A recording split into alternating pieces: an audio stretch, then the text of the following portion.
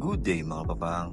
Ako nga pala si Tito Rap, hindi ko tunay na pangalan at ang madalas na tawag nila sa akin ay Papang. Ako nga pala ay isang Grab delivery rider.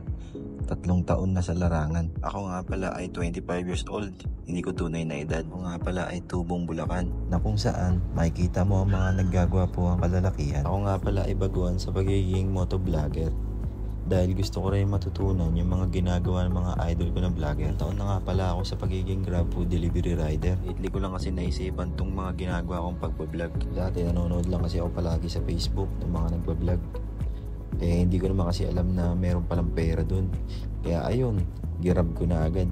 Pangarap ko rin kasi pumaldo sa buhay. Yung yumaman ba? Pero kung paano yun, hindi ko rin alam. Kaya naman lagi ako nagsisipag. Halos araw-araw akong bumabiyahe sa pagka-grab. Naging instrumento rin kasi yung pandemic days nun. Kaya naman naisipan ko mag-grab nun.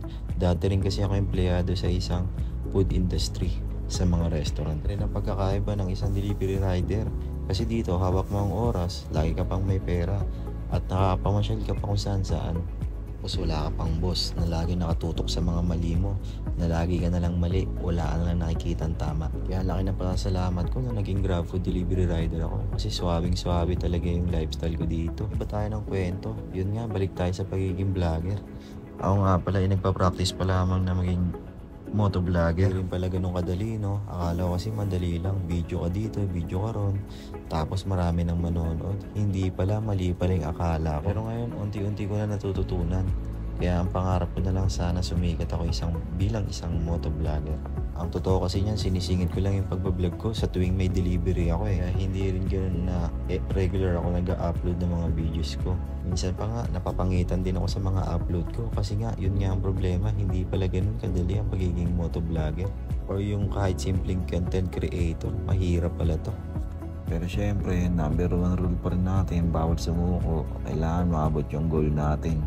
Syempre, pasasahan at meron din papaldo dyan. Posibleng hindi. Iba nga dyan, nagsimula din sa wala eh. Yung mga sumikat na. Kaya naniniwala pa rin ako na bandang uli at sa finish line, maaabot ko rin yung pangarap ko. So yun lang mga kapatid, medyo mahaba na yung puso yan natin. Na-share ko lang naman yung aking objective, yung mission ko sa buhay ko, itong pagbablog-vlog ko. At sana balang araw, matupad din yung pangarap ko. Kahit simpleng pangarap lang yan, parang malaki na rin sa akin yan. So yung mga bago lang sa channel ko, sana wag kayong magsawa manood ng mga video ko, maganda man o hindi.